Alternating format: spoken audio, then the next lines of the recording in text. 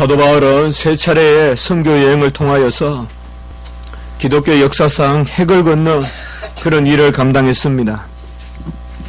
주님께서는 이 땅에 계실 동안 12제자를 세우셨고 또 가룟 유다의 그 배반 후에 또 다른 그런 사도를 세우셨지만 마지막 망사되지 못하여 난 자라고 스스로 고백했던 이 사도 바울을 통하여서 이방 선교를 이루셨습니다. 사도 바울은 1차, 2차, 3차 모든 그의 선교 여행, 우리가 선교 여행이라고 하지만은 선교 사역을 모두 소위 말하자면 성공적으로 감당했습니다. 놀랄 만한 그런 역사를 일으켰고 또 유대인들의 그런 끝없는 핍박도 있었지만 유대인들도 많이 이 그리스도의 십자가의 도로 돌아서게 되었고 그리고 헬라인들도 믿게 되고 많은 이방인들에게 복음의 말씀을 전하는 그런 역사를 이루었습니다. 그러나 그가 이제 예루살렘으로 돌아가게 되는데 그것은 바로 성령의 지시함을 받았기 때문입니다. 예루살렘은 당시 온갖 핍박이 극에 달했을 때이고 예루살렘은 특별히 이 사도 바울을 많은 사람들이 만나면 죽이고자 하는 그런 모반이 이제 일어나고 있었을 그때였습니다. 그러나 사도 바울은 오로지 성령의 뜻하심을 쫓아서 예루살렘으로 돌아가는 것입니다. 주의 종들은 이렇게 하나님의 지시함을 받아야 됩니다. 사도 바울이 다메섹에서 회심을 한 후에 예루살렘에 들어간 적이 있습니다. 그때 주께서 나타나셔서 예루살렘을 떠나라고 하셨습니다. 그리하여 사도 바울은 예루살렘을 떠납니다. 그리고 그는 또 어느 순간 아마 다소에 꽤 오랫동안 있었을 것입니다. 그때 바나바가 초청하여서 안디옥 교회에 다시 가게 되고 그곳에서 전체 성도들이 금식하고 기도하면서 성령이 이르시되 성령의 지시함을 쫓아서 바울과 바나바를 따로 세워서 아직 그 당시에는 사울이었죠. 그래서 바나바와 사울을 따로 세워서 이제 선교를 보내는 제1차 소아시아로 선교를 보내는 그 모습을 볼 수가 있습니다. 그리고 마게도니아 이제 유럽을 전도할 때도 또 그곳을 선교할 때도 성령이 아시아에서 말씀을 전하지 못하게 막았습니다. 그리고 이 성령은 예수의 영이라고 분명히 사도행전 16장에 보면 말씀하고 있습니다. 이렇듯 예루살렘을 떠나라고 하는 것도 주의 영이요 또 안디옥에서 선교사로 파송하는 것도 성령이고 주의 영이요 또 2차 전도여행 선교여행을 다시 아시아로 가고자 했으나 아시아로 가지 못하도록 막는 것도 성령의 지시함이요 이제 그가 모든 선교여행을 마치고 다시 예루살렘에 가라고 지시해 주시는 것도 성령이 하시는 것입니다. 사도행전 20장 33절에 보면 성령이 지시하여서 결박과 환란이 기다린다고 알려주었습니다. 그럼에도 불구하고 그는 성령에 매여 예루살렘으로 갔습니다. 성령에 매여 갔다는 것은 성령의 감동과 성령의 감화 가운데서 예루살렘으로 돌아갔다는 것입니다. 주의 일꾼이 두려워해야 할 것은 사람의 핍박이라거나 악한 영의 계계가 아닙니다. 주의 종들이 진정 두려워할 것은 내가 얼마나 주님 앞에 바로 서느냐, 내가 얼마나 주님의 말씀을 온전히 순종하느냐, 그렇지 못한 것을 두려워해야 되지 어떤 사람들의 핍박이나 또 그곳에 기다리는 그런 악한 계계 같은 것을 주의 종들은 두려워해서는 안 되는 것입니다. 사도 바울은 항상 겸손했지만은 기도하고 기도하면서 이런 고백을 가지고 살았습니다. 모든 사람의 피에 대하여 내가 깨끗하니 내가 끓이지 아니하고 하나님의 뜻을 다 전파하였다. 모든 사람의 피에 대하여 내가 깨끗하다는 말씀은 다른 말씀이 아니라 생명사역을 제대로 했다는 것입니다. 주님의 피의 복음을 제대로 전했다는 것입니다. 사도행전 20장 26절에 그렇게 증거하고 있습니다. 우리는 막연하게 우리에게 닥칠 환난과 또 우리에게 닥칠 예상치 못하는 그런 어려움을 두려워하지만은 사실상 주의 백성들은 그것이 두려운 것이 아니라 얼마나 하나님과 가까이 있느냐, 얼마나 주의 소명을 잘 우리가 수행하느냐, 얼마나 주의 뜻대로 사느냐, 사실 두려워할 것은 그것이 두려워할 것입니다. 성령의 지시하심이 다른 사람들에게도 있었어요. 그래서 많은 사람들, 심지어 빌립의 가족에도 이런 성령의 역사가 나타나서 동일한 성령의 감동을 받았는데 그들은 사도 바울에게 돌아가지 말라고 합니다. 같이 성령이 임하여서 예루살렘에서 사도 바울이 고난당하는 것을 보여주셨어요. 그런데 사도 바울은 그런 것에 불구하고 예루살렘으로 돌아가야 된다고 말했고, 다른 사람들은 다 그것을 그렇게 하지 말라라고 이렇게 막고 있습니다. 우리가 보면 대체로 세상적으로 좋은 결과가 나오면 그것이 성령의 역사겠거니 생각하는 경우가 많습니다. 성령이 지시함을 받아서 성령을 쫓아가면, 예루살렘에 가면 평화가 있을 것이다. 성령이 인도하셨으니까 예루살렘에 가면 아주 환호를 받을 것이다. 그것이 보통 우리의 생각일 수 있습니다. 세상의 박수갈채와 어떤 사람의 수와 또 세상의 그런 규모, 이런 것들이 많은 경우에 성령의 역사라고 오해될 때가 많은 것입니다. 같이 성령의 지시함을 받았지만은 사도 바울은 예루살렘에 돌아가야 된다고 생각했고, 다른 사람들은 예루살렘에 돌아가지 말라고 가는 곳마다 그렇게 이야기하고 있습니다. 이것이 바로 영의 역사와 함께 말씀의 역사가 있어야 하는 것입니다. 우리가 평소에 얼마나 말씀에 붙들려 살고 얼마나 하나님의 뜻 가운데 사느냐에 따라서 성령의 지시하심에 깨어 있는 것이에요. 같이 영의 역사의 감화를 받아도 고난을 피해가고 또 세속적인 것을 추구할 수도 있어요. 성령의 감화를 하면서 오히려 더 세속적이고 더 세상의 칭찬에 앞서는 그런 일을 우리가 행할 수도 있는 것입니다. 우리 주님께서도 고난을 다 아시면서 고난의 길을 가셨습니다. 몰라서 고난당하신 게 아니에요. 잡으러 올 것도 아셨고 그들이 찾아다닐 때 내로라 하면서 친히 일어나셔서 로마 가룟 유다가 데려온 로마 병정에게 사실상 손을 내밀고 묶여서 잡혀가신 것입니다.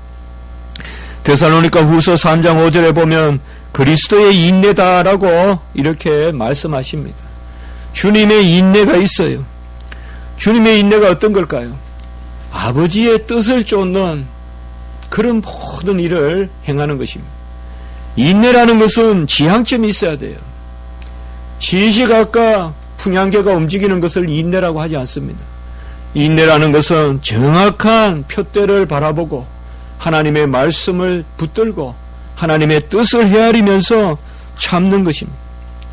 우리 주님께서도 이 땅에 오셔서 이러한 길을 가셨어요. 고난의 예루살렘 길을 가셨고 고난의 갈보리의 길을 가셨습니다. 주님께서도 뻔히 아시면서 그렇게 너무나 바로 바라보셨기 때문에 이 잔을 내게서 지나가게 하옵소서라고 기도하셨지만 아버지 원대로 하시옵소서라고 맡기신 것입니다. 히브리서 2장 18절에 보면 그가 시험을 받아 고난을 당하셨은즉 시험 받는 자들을 능히 도우신다고 이야기하셨습니다. 기독교는 기본적으로 고난 앞에 노출되어 있는 것입니다. 고난을 피해가거나 고난을 피하여 숨는 것이 우리 기독교가 아닙니다. 고난에 대해서는 당하는 것입니다. 고난은 당하는 것입니다. 고난을 당하면서 고난에 맞서는 것입니다. 이 고난을 피하는 사람을 우리는 시험 받는다고 이야기하는 것입니다. 시험은 뭐냐? 고난을 피하는 것이에요. 세속적인 것을 쫓아가고 고난을 피하려는 마음, 그것이 바로 시험입니다. 여기에는 능력이 나타나지 않고 모양만 있습니다. 그러나 고난에 담대히 맞설 때 오히려 주님께서 능히 도우실 수 있느니라. 금방 제가 읽은 히브리서 2장 18절. 주님께서 시험을 받아 친히 고난을 당하셨은즉 고난받는 너희를 능히 도울 수 있으시리라. 우리가 고난이 단지 고난이라면 왜 고난을 지향하겠습니까? 고난은 바로 주님이 주시는 복된 길이고, 고난은 이 땅에서도 번영하는 길이에요. 이 땅에서도 머리가 되는 길이요, 이 땅에서도 바로 하나님의 품 안에서 그의 은혜 가운데서 온전함을 누리는 것이 고난인 것입니다. 그러므로 범사의 고난을 통하여서 순종을 배우라고 히브리서 5장 8절에 또한 말씀하고 계시는 것입니다. 우리는 주님을 쫓는다고 했을 때 주님의 영화만을 바라보지만은 사실상 주님의 고난은 피하려고 하는 경향이 있습니다. 그러나 주님의 고난은 세상의 고생이 아닌 것입니다. 이것 때문에 가장 갈등을 일으킨 사람이 바로 가룟 유다였어요. 가룟 유다는 주님께서 이러한 고난의 길을 가는 것을 그는 이해할 수 없었어요. 그는 회개를 맡았고 주님 옆에서 모든 것을 알고 있었습니다. 주님이 행하시는 일을 알고 있었고 주님의 능력을 알고 있었습니다. 가장 주님을 잘 알았던 사람이라면 베드로와 가룟 유다라고 할 수 있습니다. 베드로도 주여 그리 마옵소서 고백을 하고 주는 그리스도시요 살아계신 하나님의 아들이십니다 라고 고백을 하고, 이제 그 고백을 듣고 주님께서 순환을 당하시고 대제사장에게 넘겨져 죽고 사흘 만에 부활하실 것을 예언하시니까 이 베드로가 즉시 그리 마옵소서라고 합니다. 사단아 뒤로 물러가라 라고 합니다. 어떻게 보면 베드로와 가룟 유다는 주님을 가장 가까이 알고 있었던 사람이에요. 둘 다 주님의 길을 이해하지 못했습니다. 그러나 베드로는 몸부림치면서 회개했어요. 닭이 3번 울기 전에 그 주님의 말씀을 듣고 회개하고 급기야는 베드로는 모든 것을 하나님의 뜻에 맡겼단 말이에요. 고백조차도 하나님의 뜻에 맡기고 주여 내가 주를 사랑하는 줄 주께서 아시나이다. 고백조차도 하나님께 맡기는 것입니다. 주님의 뜻과 주님의 고난과 주님의 섭리와 모든 것을 주님께 맡기는 것, 그것이 바로 우리의 모습인데, 우리는 고난에 대해서는 의식적으로 피하려고 하고 의식적으로 고난을 부정적으로 봅니다. 그러나 하나님의 일은 고난을 통하여서만 이루어지고 이 고난은 사실상 고난이 아닙니다. 고난은 고난이 아니라 고난은 오히려 영하고 고난은 오히려 즐거움입니다. 고난은 우리 육체의 헤아림이에요. 우리 영의 헤아림은 즐거움이에요. 성경에서 고난을 받으라 할 때 그 고난은 우리의 육체, 바로 육체의 소욕에 따르면 고난이지만은 영의 소욕에 따르면 그것이 다 영화로운 것입니다. 사실 고난이 없어요. 주를 위한 고난이란 단어는 세상적으로 봤을 때는 고난이 아닙니다. 그것은 이미 즐거움이고 그것은 이미 복된 것이고 그 자체가 이미 우리의 어떠함을 드러내는 것입니다. 그렇기 때문에 우리는 고난의 길을 찾아가는 것입니다. 그게 좁은 길이고 그게 좁은 문입니다. 세상의 넓은 것에 우리 자신을 맡기지 않습니다.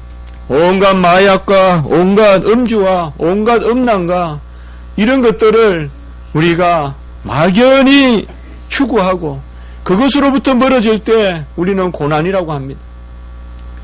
그게 고난이에요. 세상은 죄와 배치되는 것을 고난이라고 합니다. 그러나 주님께서 고난을 받으라고 하셨을 때는 바로 그런 것에 맞서라는 것이에요. 선한 일로 고난받는 것은 고난이 아니다 이 말이에요. 세상을 향해서는 악한 것에 대하여 우리가 고난을 받는 것입니다.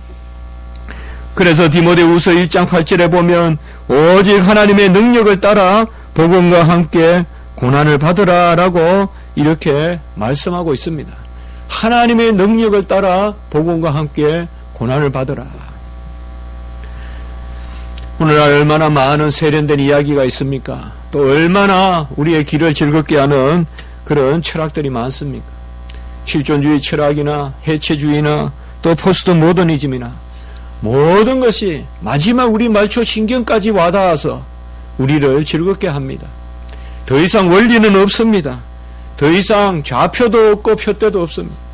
마지막 감각 하나가 움직이는 그것을 마치 진리같이 여기고 모든 것을 해체시키고 모든 것을 실존적으로 그때그때 나에게 의미가 있을 때 그게 진리라고 가르칩니다. 절대 진리가 있는 것이 아니라 상황 진리만 있고 상황 윤리만 있습니다. 이런 것으로 말미암아 젊은이들이 한호하고 또 그런 말씀이 전해지면 그것이 나를 자극하기 때문에 마치 세상의 철학을 기독교 철학으로 극복하듯이 그렇게 우리가 여기기도 합니다. 그러나 그런 즐거움은 오래가지 않습니다. 아수르도 바벨론도 오래가지 않습니다. 이스마엘이 오래가지 않는 것입니다. 오직 하나님은 이삭 가운데 샘을 내주고 이삭이 판 그 샘이야말로 진정한 생명수지. 예수 그리스도의 반석에서 나오는 물이야말로 우리를 즐겁게 하는 것입니다. 그것이 고난된 강약길 같아도 거기에는 진정한 즐거움이 있는 것입니다. 오늘날 혹자는 예수님이 이 땅에 오셔서 혁명가로 오셨는데 그 일을 다 이루지 못하고 스스로 죽음의 길로 자살의 길로 갔다고 하는 그런 신학자도 있습니다. 프랑스의 르낭이라는 신학자가 이런 말을 했습니다. 그리고 많은 사람들이 오늘날 이것을 이야기하는 사람도 있습니다. 예수님께서는 자살의 길로 가셨다. 미련한 길이다 이거예요. 그럴 필요가 없다는 거예요. 사도 바울도 오늘 보면 왜 굳이 예루살렘을 가야 하나 말이에요. 왜 굳이 예루살렘을 가냐. 그는 학식이 충만하고 또 선교의 경험도 있고 아무리 헤아려 봐도 예루살렘에 가서 붙들리면 교회도 손실이다 이 말이에요. 교회도 손실인 것 같지 않아요? 그냥 사도 바울이 건강하고 4차, 5차, 6차 전도여행 또 선교여행 떠나고 더 스페인까지도 가고 더 인도 쪽까지 나가고 그런 걸 우리가 생각해 볼 수가 있겠죠. 아마 사도 바울도 그런 생각을 했을 것입니다. 내가 지금 잡히는 것이 유익하냐 아니면 내가 건강해서 주의 일을 더 열심히 하는 것이 유익하냐. 오늘날 선교하면서 순교하는 사람들을 우리는 다 미련하다고 많이 이야기한다 이 말이에요. 전에도 조금 말씀을 드렸지만은 제가 2번 순교한 그런 분의 이야기가 있잖아요. 2번 최근에 있었잖아요. 다 세상은 그 순교를 미련하다 그러고 교회조차도 미련하게 그리고 법을 어기고까지 그렇게 갈 필요가 있었느냐. 개죽음을 했다.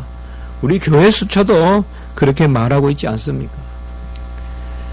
사도 바울의 죽음을 누가 인정했겠습니까? 사도 바울이 이렇게 붙들려 가는 것을 누가 인정했겠어요? 아마 다 거부했을 것입니다. 사도 바울을 만류했을 것입니다.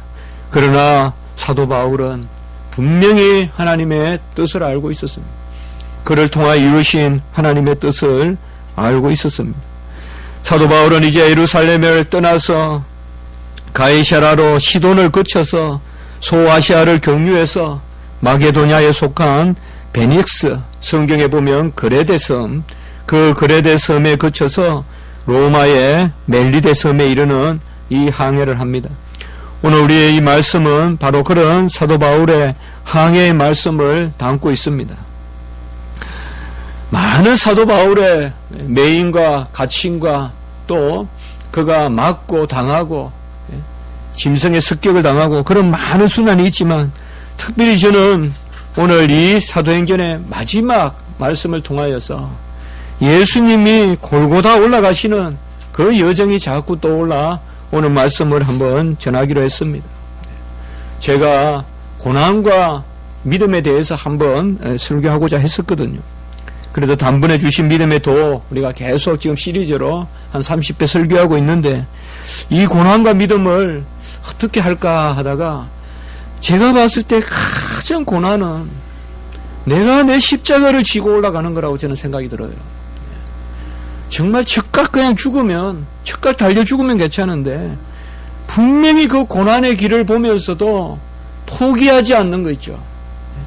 마지막까지 이러한 강풍을 만나고 풍랑을 만나고 배를 타고 가다가 이런 역경을 당하면 그냥 그 자리에서 푹 쓰러져 죽고 싶을 텐데 마지막까지 그 어려움을 바라보면서도 가고 있는 이 자리 말이에요. 우리가 병원에 가도 나을 가능성이 있으면 그래도 병에는 소망이 있지만 나을 가능성이 없이 누워있는 우리 그런 환자의 모습 한번 생각해 볼 수 있겠습니까, 여러분들? 더 이상 나을 가능성이 없는데 나을 가능성이 없다고 평화롭게 죽음을 맞이하는 것이 아니라 아주 고통스럽게 이제 나머지 시간이 기다리고 있다 이 말이에요. 그 고통을 지나서 살아나면 되는데 그 고통을 지나서 죽음에 이르게 된다 이 말이에요. 저는 중환자실에 가면 항상 그 생각을 해보거든요. 저들이 저렇게 고통스러워, 얼마나 고통스러워 여러분들. 1초 1초 우리는 자연스럽게 호흡하고 신선한 호흡, 공기가 좋다 달콤하다 하면서 호흡하는데 1초 1초 예? 아주 숨에 가슴에 그 따가운 가슴에 그 예? 고통과 이런 그런 역기운과 이런 가운데 호흡하면서 그렇게 살아남아야 될 텐데 그 과정을 지나서도 결국은 죽을 수밖에 없는 그런 예, 마지막 중환자들. 어떻게 보면 오늘 사도 바울의 행로는 바로 그런 행로입니다. 정말 이럴 때 소망을 가질 수 있을까? 정말 내가 그곳에 가서 당할 고난을 뻔히 바라보면서 이러한 풍랑을 맞이하고 했을 때 소망을 가질 수 있을까? 바로 믿음을 가질 수 있을까? 환난 중에 믿음을 가질 수 있을까? 이것을 우리가 한번 생각해 보는 것입니다. 사도 바울은 백부장의 율리오에 이끌려서 이제 배를 타고 가게 됩니다. 지중해 바람은 서에서 동으로 불기 때문에 역풍입니다. 이제 동쪽에서 서쪽으로 가는 것은 역풍을 맞이해서 가는 겁니다. 그리고 지중해 바람은 우리의 바람과 거꾸로 불어서 특별히 이 겨울에는 역풍이 더 심합니다. 그래서 아주 배가 떠나기 어려운 그 가운데서 어찌된 일인지 사도 바울과 이렇게 죄인들을 싣고 이 배가 로마를 향하여 가고 있습니다. 아마 주석가들은 그렇게 생각합니다. 사도 바울과 함께 실려가는 이 죄수들은 아마 큰 원형 경기장에서 사자와 싸우거나 그러한 죄수들일 것이다. 그래서 급하게 이런 죄수들을 데리고 가서 이제 그 싸움을 붙이려고 그야말로 뭐예요? 죽이는 거죠. 사형을 집행하는 거죠. 그렇게 주석학자들이 말하는 경우도 있습니다. 그러니까 사도 바울과 함께 가는 27장 1절에 보면 이 배에는 다른 죄수들도 있거든요. 이 죄수들은 이미 사형 선고를 받고 이제 집행을 하러 가는데 그 사형 집행이 뭔가 하면 사자와 싸움을 붙이고 그리고 검투사들 싸우는 거 있잖아요. 그래서 죽으면 죽고 살아남으면 끝까지 연명하는 거예요. 다음 상대가 나올 때까지 연명하고 막 먹이고 그리고 또 다음 상대까지 싸워서 이기면 또 살고 아니면 죽고 그래서 아마 로마에 그런 사정이 있어서 이 급하게 겨울에 이 사도 바울과 죄수들을 데리고 가는 것이 아닌가라고 생각하는 경우도 있지만 우리가 정확한 것은 알 수가 없습니다. 어쨌든 사도 바울의 이 항해는 너무나 고통스럽고 힘든 것입니다. 오늘 읽었던 20절에 보면 여러 날 동안 해도 별도 보이지 아니하고 온갖 흑암 가운데서의 항해임. 우리 십자가가 6시부터 제6시부터 9시까지 모든 흑암을 끌어모은 그 고통이었다면 오늘 이 여기의 말씀도 그런 고통이 있는 것입니다. 해도 보이고 보이지 않고 별도 보이지 않고 오직 풍랑 가운데 유라굴로라는 그 풍랑 가운데 휩싸여 있습니다. 그래서 큰 풍랑이 그대로 있었고 21절에 보면 여러 사람이 오래 먹지 못하였음에라고 이렇게 나와 있습니다.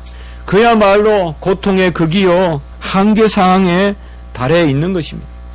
사도 바울은 배가 불렀겠습니까? 사도 바울도 얼마나 힘들었겠습니까? 해도 별도 보이지 아니하고 큰 풍랑이 그대로 일고 있고 풍랑의 해오리의 가운데 있고 사람들은 굶어서 기진맥진하고 이미 배의 모든 장구는 다 내던져 버렸고 이러한 한계 상황 가운데서 20절에 오늘 후반부에 보면 구원의 여망마저 없어졌다라고 이렇게 말하고 있습니다. 여기에 구원은 영생의 구원이라고도 할 수 있지만은 그야말로 생명줄이 없다 이 말입니다. 레스큐, 바로 구원할 방법이 없다 이 말이에요. 그 구원의 여망이 다 사라진 가운데 있었습니다. 사실 사도 바울은 이러한 겨울의 여행을, 겨울의 항해를 하지 말 것을 권했거든요. 왜냐하면 사도 바울은 이미 전도 여행을 통하여 3차의 그 여행을 통하여서 배의 길을 잘 알고 있었어요. 그리고 이 길을 직접 가진 않았지만은 그레데 섬이나 이런 쪽으로 다녀봤단 말이에요. 그래서 이 겨울에 떠나는 것이 옳지 않다라고 했는데 그들은 그 말을 듣지 않습니다. 어떻게 보면 사도 바울은 하나님의 말씀을 순종하는데 사도 바울의 말에는 근위도 주지 않아요, 하나님이. 정말 사도 바울에게 사도 바울이 말하는 그 말에라도 좀 근위를 줘야 될 텐데 사도 바울이 항의하지 말자 그러니까 백부장 율리오가 그들도 보지도 않고 다시금 배를 몰고 나갑니다. 아마 사도 바울은 믿음이 적었다면 하나님 이제 나를 완전히 버리시나이까? 내 말에도 근위를 주지 아니하시나이까? 그렇게 생각할 수 있을 것입니다. 하나님이 사도 바울을 매여서 그 로마로 가게 했다면 최소한 그 항해를 하는 데 있어서라도 사도 바울의 근위를 좀 세워주셔야 될 텐데 하나님은 그 근위조차도 세워주지 아니하십니다. 우리 주님께서 엘리 엘리 라바 사박단이라고 그렇게 십자가에서 외치셨죠. 아버지마저도 손을 놓아버리는 그러한 절박한 단절과 소외를 경험하시죠. 물론 아버지는 아들을 사랑해요. 아브라함이 이삭을 미워해서 그 단에 눕힌 게 아니죠. 그러나 이 아들의 마음은 찢어지는 거예요. 아버지의 마음도 찢어지고 바로 사도 바울은 그런 것을 경험합니다. 우리가 열심히 주를 위해 사는데 환난이 임할 수 있습니다. 여러 가지 풍랑이 임할 수 있어요. 그런데 주님 앞에 기도하는데 나는 도무지 내 말에 근위도 서지 않는 것 같고 세상 사람들은 여전히 세상 사람들의 길로 가는 것 같습니다. 그것이 바로 사도 바울의 상황입니다. 우리가 어떻게 보면 가장 어려운 그 과정, 그 고난 가운데 있는 것이 바로 이 사도 바울인 것입니다. 이런 가운데 사도 바울은 자기의 신앙을 버리지 아니했습니다. 23절에 보면 하나님의 사자가 어젯밤에 내 곁에 서서 말하되라고 이렇게 전하고 있습니다. 하나님의 사자가 갑자기 믿음 없는 데 왔겠습니까? 사도 바울은 많은 경우에 옥중에 갇혔을 때도 찬미하고 기도하였을 때 주의 음성을 듣고 여기에서 우리는 기도하는 사도 바울을 볼 수가 있습니다. 하나님의 사자는 천사를 하나님이 보내셨지만은 사도 바울은 이 가운데서도 기도했다고 우리가 여기는 것입니다. 그래서 두려워하지 말라, 안심하라, 너희 생명에는 아무 지장이 없고 다만 이 배만 버릴 것이다 라고 이렇게 전하는 것입니다. 우리는 하나님 안에서 여러 가지 일들을 감당할 때 많은 경우에 고난이 있습니다. 그러나 그때마다 주님을 바라보셔야 돼요. 고난은 어떻게 보면 우리에게 솟아나는 맑은 샘물입니다. 맑은 샘물의 이름이 고난입니다. 이 고난은 세상의 유혹을 거슬리는 것이요, 세상의 이례적인 기쁨, 곧 사라지고 마는 그런 기쁨을 이기는 것입니다. 고난은 하나님이 주시는 치료약입니다.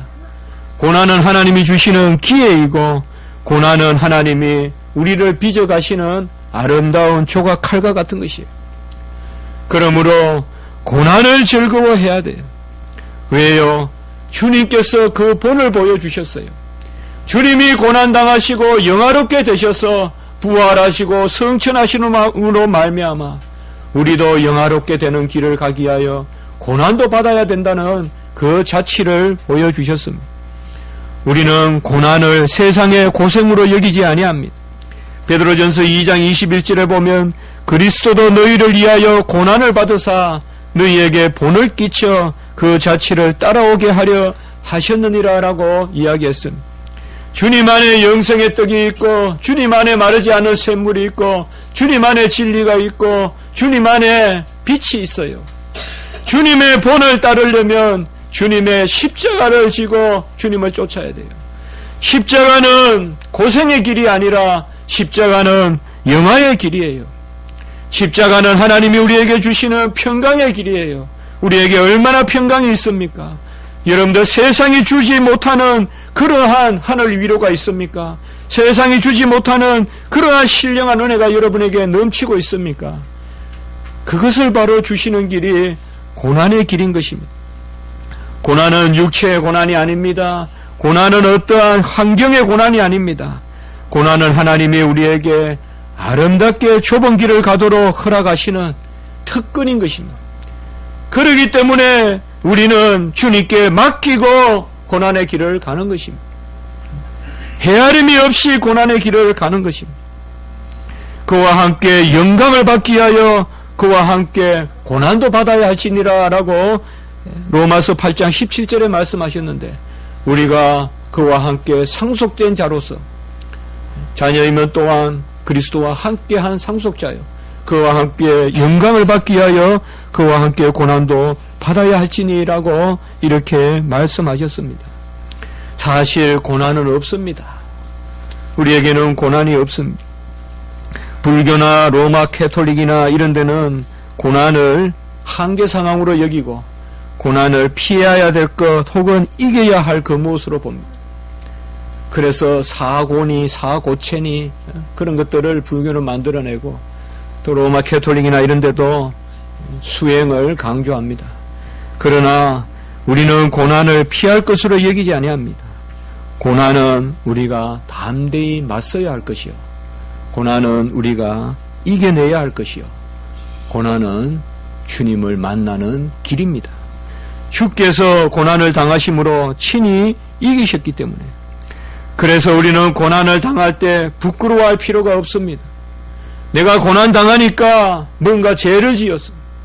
나사로가 죽었을 때 그것은 하나님의 영광을 위하여 죽었다고 예수님이 말씀하셨어요.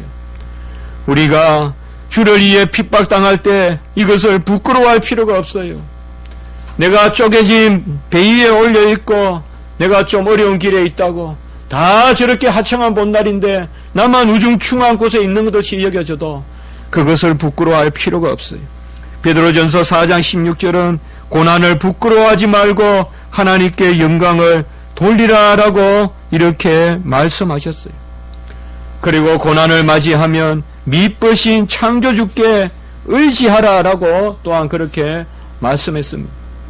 고난이 주는 신비한 비밀, 고난이 주는 평강, 이것은 우리 그리스도인은 아는 것입니다. 우리는 십자가를 바라보기 때문에 고난을 당할 때마다 즐거움이 있다는 것을 아는 것입니다. 고난을 그냥 이성적으로 바라봤을 때는 절망이지만 즉시 기도하고 즉시 말씀에 비추어 보면 하나도 고난된 게 없습니다. 하나님이 나를 아주 고요한 좁은 길로 모시는 방법이 바로 고난인 것입니다. 하나님의 영광스러운 꽃길로 인도하시는 것이 바로 고난인 것입니다. 그래야 우리는 그리스도의 고난에 참여하는 것으로 즐거워하고 모든 것을 하나님 앞에 맡겨야 되는 것입니다. 말세에는 고통하는 때가 있다고 했습니다. 디모데후서 3장 1절. 말세에 고통의 때가 이른다고 했어요. 그럼 이 고통이 뭘까요? 자기를 사랑하는 것, 돈을 사랑하는 것, 교만, 이것을 고통이라고 했어요. 진정한 고통은 이런 게 고통이에요. 주를 위한 고난은 즐거움이에요. 주를 위한 고난은 즐거움이에요. 너희가 그리스도의 고난에 참여하는 것으로 즐거워하라. 진정한 말세의 고통은 뭐냐 이 말이에요. 돈을 사랑하는 것, 나를 사랑하는 것, 정욕을 사랑하는 것, 그것이 진정한 고통이라는 것입니다. 우리는 주의 백성으로, 아예 고백의 백성으로 그러한 고통은 처음부터 고통인 줄 알고 우리가 멀리해야 돼요. 육체에 속한 것은 다 즐거워 보여도 곧 우리를 넘어지게 합니다. 진정하게 하나님 앞에 나아가고 그것이 고난되어 보여도 힘들어 보여도 그곳에 우리가 나아갈 때 하나님이 놀랍게 우리를 위로하시고 평강 가운데 인도하시고 모든 것을 하나님이 주장하세요. 고난의 길로 간다라고 할 때 고난이 아닌 것을 알게 돼요.